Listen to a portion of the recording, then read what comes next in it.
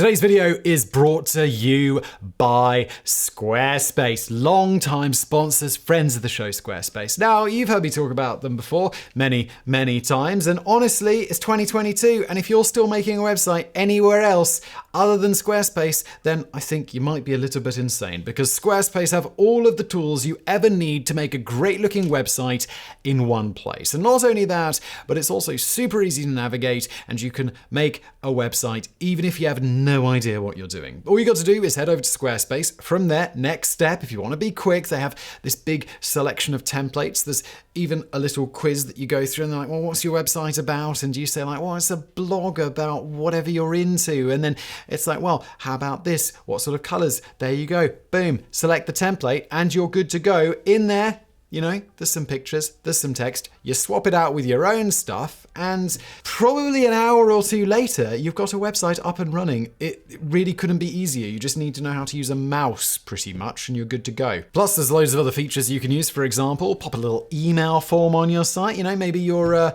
running a little business, and you're like, well, if you want to, you know, work with me, fill out the form, boom, you follow up with the customer. Easy. Plus, it's got all the basics you could need, like analytics, blogs, etc. There really isn't a better place to make a website. Head to squarespace.com for a free trial, and when you're ready to launch, go to squarespace.com/brainfood, and you'll save 10% off your first purchase of a website or a domain. And now today's video.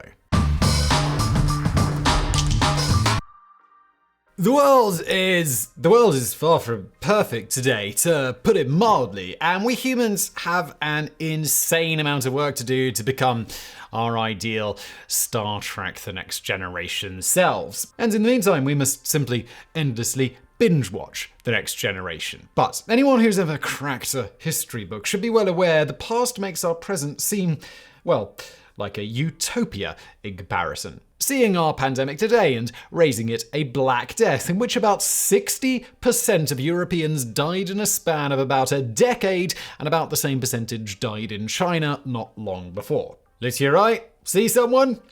Probably dead. Or even more recently, when it was more like 1 in 20 people in the world dying thanks to the Spanish flu in the early 20th century. And at the same time, humanity was coming off a world war in which upwards of 20 million people had died and another 20 million or so were wounded. To put the scope of the horribleness of the past in context, at the same time everyone was dropping like flies from a world-changing war and flu, another epidemic hit, the mysterious encephalitis lethargica epidemic that few talk about even at the time because it only killed around 1 million people in a short span, and countless more infected were left as human paperweights for some inexplicable reason, no longer having the will to move or speak. As neurologist Oliver Sacks states, they would be conscious and aware, yet not fully awake. They would sit motionless and speechless all day in their chairs, totally lacking energy, impetus, initiative, motive, appetite, affect, or desire. They registered what went on about them with active attention and with profound indifference. They neither conveyed nor felt the feeling of life. They were as insubstantial as ghosts and as passive as zombies. Of course, beyond any disease, we feel this would be a perfectly reasonable reaction to living in the past, which was, and we can't stress this enough, it was just the worst. And don't even get us started on infant mortality rates, polio, tuberculosis, syphilis, etc., etc., etc., and I could etc. those etceteras, or even having to go to the doctor at all before relatively recently, in which the medical professional might just treat you by shoving a pipe up your yin-yang while blowing hot smoke up in your goodies. At the same time, the leeches were doing their work up above, and the mercury they gave you to guzzle was saying hi to all of the lead that was in your system. Brilliant. In the meantime, they were probably also sawing off your leg without any painkillers because, well, fuck you, that's why. For more on that sort of fun, why not check out our video on Highlight History, our sister channel, on how US President George Washington died, and marveled at the team of doctors who basically just slowly killed him over a couple of days. Now, beyond all of this, if you happen to make it past childhood by basically some miracle, we hope you like working 16 hours a day, 6 days a week as a 12-year-old because, yeah, again, you. In 1890, the average work week in the United States for a blue-collar factory worker was exactly this, at about 90 to 100 hours per week. And if the hours weren't just fantastic enough, the pay was, well, no, it wasn't, it was shit. And that's not mentioning the work they were up to. Small children were used to remove jams from industrial machinery, sometimes not bothering to turn the machine off. So, well, when the jam was removed, the kid was still in the machine, and it's going to be bloody. On that note, for those who didn't get crushed by machinery, well, as 19th century British teenager Isaac Tipton, who started in the coal mines at 7 years old, working 12 hours a day, 6 days a week, well, he said that he was regularly beaten by the older miners, but, quoting, "I deserved it." Good for you, Isaac. Self-ownership there. Taking responsibility. Now get back in the bloody mine!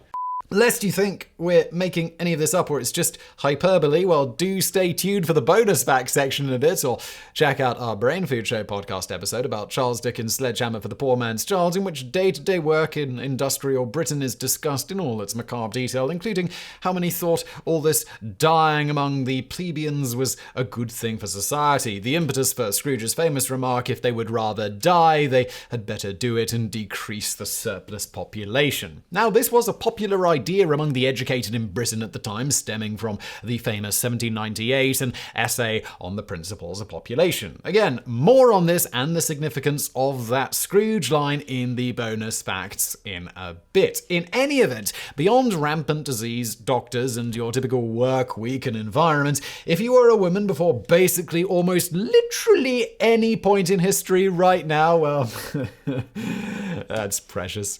And not to be a broken record here, but on this one, go check out our video, or better yet, our podcast episode on Did Any Knight Ever Actually Rescue a Damsel in Distress? And then after you watch that, we're quite sure that you, like us, will want to just smack upside the head anyone who laments not growing up in the olden days when everything was just so much better. So being the worst, the past saw a lot of people turning to drink because... well, yeah, obviously. Doing that piece about knights and damsels in distress, for example, we here at Today I Found Out turned to drink.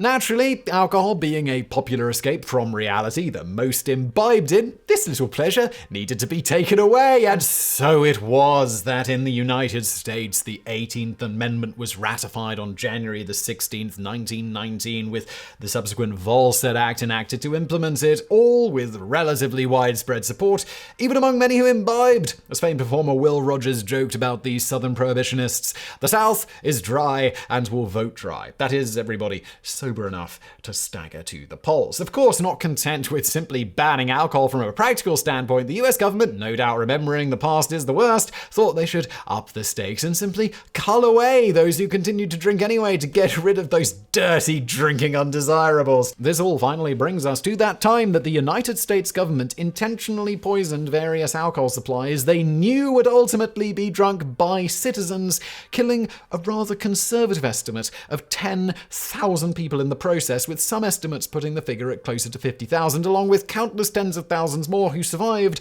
but suffered long-term serious consequences, such as blindness. As the motivation here, the government became frustrated with the fact that despite the manufacture, sale, and transportation of alcohol being banned, as prohibition progressed, the number of people drinking alcoholic beverages was markedly higher than it was before prohibition. Because if there's one universal truth beside the past being the worst and Star Trek The Next Generation being the greatest show of all time, it's that if you tell people they can't do something, they're immediately going to want to do more of it. Thus, the government decided to implement a rather deadly scare tactic. Now, for a little background here, when Prohibition began, bootleggers largely drew from existing stockpiles of commercial liquor or smuggled alcohol in from Canada and Mexico.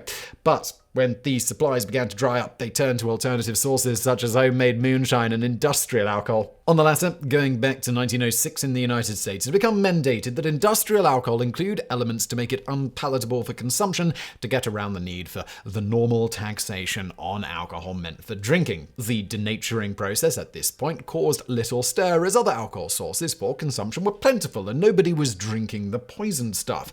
When these legal sources dried up, however, during Prohibition, bootleggers began turning to these slightly tainted sources, attempting to renature the alcohol, while others simply sold denatured alcohol straight to customers, known as smoke. This could be purchased for a few cents a glass at seedy establishments called smoke joints, with, well, occasionally tragic results, such as when methanol was the denaturing additive of choice rather than just something to make the alcohol smell or taste bad. Methanol alcohol and ethanol taste and smell identical, making it impossible for the victim to tell them apart. When ingested, methanol is acted upon by two enzymes which break it down first into formaldehyde and then to formic acid, which in turn attacks the optic nerve, leading to blindness. The acid also shuts down respiration at the cellular level, eventually leading to unconsciousness and death. With an estimated 60 million gallons of industrial alcohol sold annually in the 1920s to be later renatured and sold as drinkable alcohol, the government under President Coolidge decided to up the stakes a little bit and make some of the denaturing formulas much more lethal. The new formulas, of which around 70 or so were put into place, increasingly became more and more deadly as time went on, such as adding a much higher ratio of methyl alcohol, along with other chemicals added such as kerosene, brucine, gasoline, benzene, cadmium formaldehyde, chloroform, carbolic acid, acetone, and many others that were difficult for the bootleggers' chemists to get out when they renatured the alcohol. As time went on, the formulas continued to evolve in a so-called chemists' war between chemists hired by bootleggers to figure out how to get rid of all the toxic elements added in by their more law-abiding chemist counterparts. So, what was the result after this new, more deadly denaturing ramp-up program was put into effect? As an example, in 1927 in New York alone, about 500,000 gallons of bootleg liquor were seized by the U.S. Treasury Department, a whopping 98% of which was found to contain at least some level of highly toxic methyl alcohol. The practical result was that the holiday season previous when this ramp-up went into effect meant around 1,200 people in New York City alone became hospitalized from this poisoned alcohol, of which about 500 perished. After the first several hundred people died shortly after the new denaturing process was released around Christmas, health officials were outraged and the news media picked up the story as intended in the first place to make for a maximally effective scare tactic. Unfortunately, the government's plan didn't quite work from that point on. You see, nobody seems to have bothered stopping drinking just because the alcohol they drank might be from one of these poisonous sources. As the death toll began to ramp up to the thousands and many thousands more suffering blindness and other such long-term effects, public debate on the matter became heated, to put it mildly. Now, to be clear, the various governments of the world still require denaturing of alcohol that is not for oral consumption, and the standard requirement of at least 10% methyl alcohol is in effect in most countries. Now, this isn't really a problem anymore because people have much better ways of getting their alcohol than trying to deal with denatured alcohol. The problem at the time was that the government knew full well that people would be drinking this poisoned alcohol, and they hoped the deaths that resulted would scare other people away from drinking. Further, it was clear that it wasn't scaring anyone away from drinking, and literally thousands were dying per year across the country, with significantly more severely sickened. They kept the program going anyway, though it was hotly debated in Congress. On one hand, as New York City's medical examiner Charles Norris outlines, the government knows it is not stopping drinking by putting poison in alcohol, yet it continues its poisoning processes, heedless of the fact that people determined to drink are daily absorbing that poison. Knowing this to be true, the United States government must be charged with the moral responsibility for the deaths that poisoned liquor causes, although it cannot be held legally responsible. Norris also noted that those who were getting sick were primarily the less affluent of the country, as those with money could simply secure better quality alcohol, whereas those who were left dying or blind or the like were primarily, to quote him, those who cannot afford expensive protection and deal in low-grade stuff. Senator James Reed of Missouri chimed in all of this, stating, "Only one possessing the instincts of a wild beast would desire to kill or make blind the man who takes a drink of liquor, even if he purchased from one violating the prohibition statutes." Dr. Nicholas Murray Butler of Columbia University concurred, stating that he felt the program was akin to legalized murder, given the government was doing this knowing full well people would drink this alcohol and die from it. Another Chicago Tribune article in 1927 rang in, "Normally, no American government would engage in such business. It is only in the curious fanaticism of prohibition that any means, however barbarous, are considered justified." On the justification side of things, many thought this was all a good thing. For example, the leader of the Anti-Saloon League, Wayne B. Wheeler, stated, "The government is under no obligation to furnish the people with alcohol that is drinkable when the Constitution prohibits it. The person who drinks this industrial alcohol is a deliberate suicide. To root out a bad habit costs many lives and long years of effort." On this note, beyond some feeling that the people drinking this alcohol were getting what they deserved, others simply thought whether they deserved it or not, the net benefit was still a positive, as even non-poisoned alcohol rampantly kills people, so the ends justify the means in aggressively rooting it and those who drink it despite the law out. Assistant Secretary of the Treasury in charge of Prohibition, Seymour M. Lohman, was one such person, stating that the program was working because these lawbreakers and undesired members of society were, to quote him, dying off fast from poison hooch. And that because of this, a good job will have been done.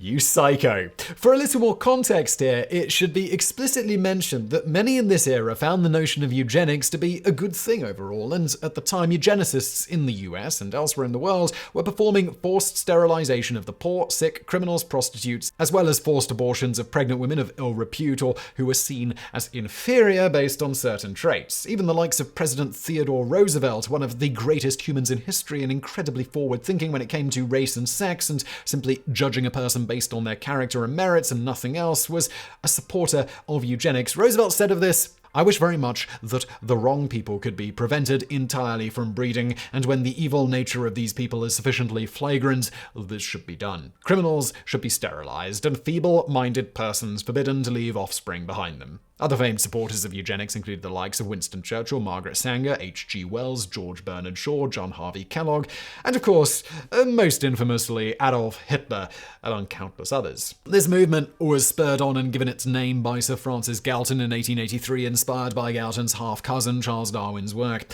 Of course, the eugenics movement started to lose its steam thanks to its eventual association with the Nazi Party, and after World War II, public support for eugenics all but disappeared thanks to the Nazis more or less taking the idea to its extreme. But in the era of Prohibition, many still felt eugenics was a great idea, and these sorts of deaths of drinking individuals were just benefiting society long-term by culling undesirables. And so it was that, while exact figures are impossible to nail down for countless reasons, it's estimated that a minimum of 10,000 US citizens ultimately died from this program, with perhaps hundreds of thousands more becoming severely ill from it. And speaking of countless reasons, it's difficult to nail down exact numbers. If this tainted alcohol wasn't bad enough, around the same time all of this was happening, another epidemic of sorts swept the nation because of Prohibition, a rather curious so-called disease that left an alarming number of patients paralyzed in the lower legs, making them unable to straighten their feet and causing them to walk with a bizarre, slapping gait. At first, doctors suspected polio or Guillain-Barré syndrome, an autoimmune disorder affecting the nervous system, but tests of the victim's spinal fluid ruled these out. Dr. W.H. Miles, health officer for Oklahoma City, along with his assistant, Dr. Ephraim Goldfein, began to suspect some new form of alcohol poisoning. However, unlike the aforementioned alcohol poisoning, the strange paralysis exhibited by Dr. Miles and Dr. Goldfein's patients was something completely new. After tracking down and investigating more than 60 cases, the pair soon noticed an intriguing pattern. All the victims are regular users of Jamaica Ginger, a popular brand of patent medicine. For the uninoculated, patent medicines were a type of proprietary cure-all sold over the counter in most drugstores. These could contain all sorts of substances, including herbal extracts, opium, alcohol, cocaine, turpentine, and mineral oil, but not, strangely enough, actual snake oil. But one ingredient nearly all brands had in common was copious amounts of alcohol, up to 90% in certain cases. This naturally made patent medicines a popular source of alcohol. Jamaica Ginger was especially popular among poor laborers in the South, boasting a 90% alcohol content and costing only 35 cents a bottle. It was typically mixed with soft drinks at soda fountains to help cut down its strong, bitter flavor. Among drinkers, the concoction was commonly known as Jake, and the paralysis it caused soon became known as Jake Leg or Jake Walk. But while the link between Jake consumption and paralysis was convincing, it was also puzzling. Jamaica Ginger had been sold since 1863 without any negative effects. So what had changed? Well, the case was taken up by chemists Maury Smith and Elias Elvolve of the National Institute of Health, who began testing various brands of Jamaica Ginger to find the causative agents. Strangely, they found a rather curious substance, tricresyl phosphate, or lindol, a plasticizer commonly used in paints and varnishes. While commonly thought to be non-toxic at the time, Smith and Elvolve's experiments revealed that it was in fact a powerful neurotoxin, with even small amounts inducing paralysis in chickens and cattle within 7 to 16 days. But how had the substance made its way into Jake? As Smith, Elvolve, and other NIH staff pursued the investigation, the full story began to emerge. Recognizing Jamaica Ginger as a potential source of illicit alcohol, in 1921, the United States Pharmacopoeia had mandated that all extracts sold over the counter contain a certain percentage of ginger oleoresin, meant to render it unpalatable. To ensure compliance, Department of Agriculture agents would randomly test samples by boiling them down and weighing the solid residue that remained. But soon, dozens of knockoff manufacturers appeared and began replacing replacing the ginger extract with castor oil, molasses, glycerin, and other substances to cut down the bitter taste while still passing DOA inspections. Among these was Hub Products of Boston, founded by Harry Gross and Max Reisman. At first, their formulation used castor oil, but when the price of this rose steeply, they began casting about for a replacement. Benjamin Werb, a chemist working for the pair, contacted John Swanson of chemical supplier Raffi and Swanson, who suggested the use of tricrestal phosphate.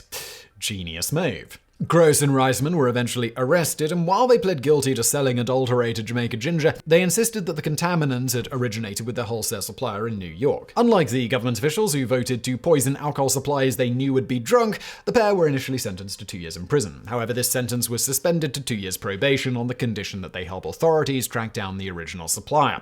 When it became clear that there was no supplier and that Gross and Reisman had added the Lindol themselves, Gross was ordered to serve out his prison sentence. Between 1930 and 1933, 4,837 cases of Jake paralysis were recorded, mostly in southern states such as Oklahoma, Missouri, Arkansas, and Texas, but the actual number affected is thought to be much higher, between 30 and 50,000. The affliction was so prevalent that at least a dozen blues and folk songs were recorded about it, including Jake Liquor Blues by Ishman Bracey, Alcohol and Jake Blues by Tommy Johnson, and Jake Leg Blues by Willie Lofton. Going back to the past being the worst, the Jake Leg incident graphically demonstrated the failings of the 1906 Pure Food and Drugs Act, which had mandated honest labeling but not mandatory federal testing of food and drugs. It was not until after 1938 that a medicine called elixir sulfurlinamide, contaminated with ethylene glycol, killed over 100 people, mostly children, had been given a known deadly poison simply because it made the medicine taste better to kids. We can't make this stuff up. That Congress passed the Food, Drug, and Cosmetic Act, finally granting the FDA substantial powers to test and regulate drugs. About bloody time. The whole incident was illustrated by this truly heart-wrenching letter by one Marie Nidifer to President Franklin D. Roosevelt, describing what happened in the days following administering elixir of sulfanilamide to her 6-year-old daughter, who at the time was suffering from a simple case of sore throat. Quote, "The first time I ever had occasion to call in a doctor for Joan, she was given elixir of sulfanilamide. All that is left to us is the caring for her little grave. Even the memory of her is mixed with sorrow, for we can see her little body tossing to and fro and hear that little voice screaming with pain, and it seems as though it would drive me insane. It is my plea that you will take steps to prevent such sales of drugs that will take little lives and leave such suffering behind and such a bleak outlook on the future as I have tonight." For more on elixir sulfanilamide incident, do see our video on why Kinder Surprise eggs are illegal in the United States. And yes, they are illegal, despite what many a commenter is already probably about to write in the comments below, trying to contradict us and say they're not because they swear they've seen them on supermarket shelves basically everywhere, and you don't. You just think you do. Watch our video on the bloody subject before you comment. In any event, while the past being the worst compared to modern times will likely never change until we inevitably nuclear winter ourselves after World War III, or we're forced to watch Season 3 of Picard when it comes out, all bad things must come to an end, and the craziness that was Prohibition began to roll back in 1933 when President Franklin Delano Roosevelt signed the Cullen-Harrison Act, which amended the Volstead Act, allowing the manufacture and sale of certain kinds of alcohol, and mostly stopping anyone from drinking the poisoned hooch any longer. After signing the act into law, Roosevelt famously made the remark, "I think this would be a good time for a beer." Legend. Anheuser-Busch Inc. then sent a case of Budweiser to the White House as a gift to the president. We aren't sure if this was meant as a gesture of goodwill or to convince him once again to ban beer because, well, it was Budweiser, wasn't it? Bonus facts. During World War II, US Navy members began creating something known as torpedo juice out of grain alcohol fuel used in torpedoes mixed with pineapple juice at about 2 parts alcohol, 3 parts pineapple juice ratio. Much like their Prohibition forebears, however, methanol was included in this alcohol fuel, which sailors did their best to remove for, well, obvious reasons. They liked their eyes. One popular method of doing this was supposedly to compress a loaf of bread and filter the torpedo fuel with it, to avoid the issue of methanol and sailors inevitably using this fuel for other than its intended purpose. Eventually, crotonor was substituted, which, while less deadly, could still cause cramping, extreme diarrhea, and potential internal bleeding. To get around this one, sailors created so-called ghillie stills to boil off the crotonor before imbibing. Bonus fact number 2. This wasn't the only time the US government decided to poison the supply of some illegal substance in order to try to scare people away from using it. In the 1970s, the government sprayed marijuana fields with paraquat, which is a herbicide. They thought this had the dual benefit of killing large portions of the crop and also scaring people away from buying marijuana in those areas because the surviving plants would essentially be laced with a toxin. Public outcry at the time, however, forced the government to stop doing this. Bonus fact 3. Going back to the Dickens of it all, we have a document compiled by one of Charles Dickens's friends, Richard Henry Horne, that is today considered one of the most important documents in British Industrial Revolution history. In short, the comprehensive report of the Children's Employment Commission details the extreme, unhealthy, dangerous, exploitative, and just generally horrific working conditions that many children were forced to endure in the UK. The report did this in the most heartbreaking fashion through countless first-hand testimonials of the children themselves. The most shocking thing of all, brought to light by the massive report, was that these conditions weren't the exceptions, but more the rule for the children of the lower classes in the newly industrialized Britain. The report also seemed to debunk by numerous examples a commonly held idea about the poor, that they were only poor because they were lazy, drunks, inherently immoral, lacking in intelligence, or were deformed in some way. Along this line of thinking, proposed government aid to such individuals was intentionally harsh, like the 1834 Poor Law Amendment Act, which stopped government aid to the poor unless they went to a workhouse, with said institutions meant just as much to act as discouragement from being poor as to actually help those in need. As such, factory king Richard Ostler noted, workhouses essentially became prisons for the poor. Families were split in the workhouses, and the work provided was generally incredibly grueling, with little food given to sustain the occupants. On top of that, workhouse masters were deliberately cruel and abusive to those who resided in their workhouse. After all, if workhouse conditions were fully humane, it only encouraged people to remain lazy and immoral, which was, of course, the cause of their being poor in the first place. As you might imagine from all of this, there were frequent scandals that emerged about various workhouses, such as reports of starving residents being forced to eat rotting flesh just to survive. Unsurprisingly, as proclaimed by the unnamed charitable solicitor in A Christmas Carol, workhouses were places that many would rather die than go to. On this note, the fact that losing one's job might have meant having to go to a workhouse was something that many business owners used to further exploit their workers. And this brings us back to Scrooge's famous remark, if they would rather die, they had better do it and decrease the surplus population. While this seems to us today to demonstrate clearly Scrooge was a true villain, not something a normal person would ever think, as previously alluded to, this wasn't true in Dickens's day. Beside the popular idea that poor people were only poor because of their own vices, another popular notion was one hinted at by Reverend Thomas Robert Malthus in his famed 1798 An Essay on the Principles of Population. In it, he writes, quote, "The power of population is so superior to the power of the earth to produce sustenance for man that premature death must, in some shape or other, visit the human race. The vices of mankind are active and able ministers of depopulation." He further notes, continuing to quote, that the superior power of population is repressed by moral restraint, vice, and misery. Yet in all societies, even those that are most vicious, the tendency to a virtuous attachment is so strong that there is a constant effort towards an increase of population. This constant effort as constantly tends to subject the lower classes of the society to distress and prevent any great permanent amelioration of their condition.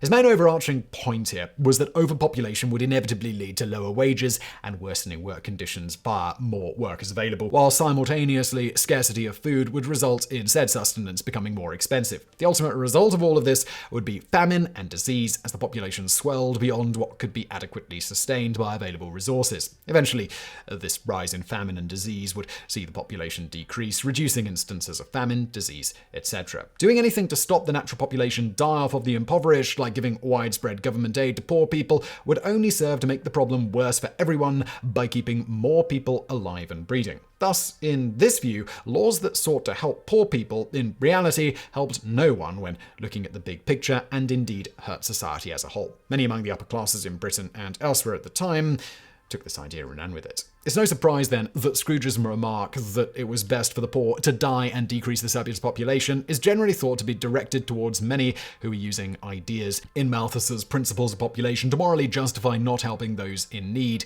in the present day. This, of course, is an argument Dickens vehemently abhorred, in no small part because of his own childhood and what would have been his likely lifelong fate if not for a timely death of a relative which ultimately rescued him. As such, in his A Christmas Carol, which he called a sledgehammer for the poor man's man's child, he took a moment to explicitly condemn people spouting Malthus's principles of population when the Ghost of Christmas Present states, "Man, if man you be in heart, forbear that wicked cant until you have discovered what the surplus is and where it is. Will you decide what men shall live, what men shall die? It may be that in the sight of heaven you are more worthless and less fit to live than millions like this poor man's child. O God, to hear the insect on the leaf pronouncing there is too much life among his hungry brothers in the dust."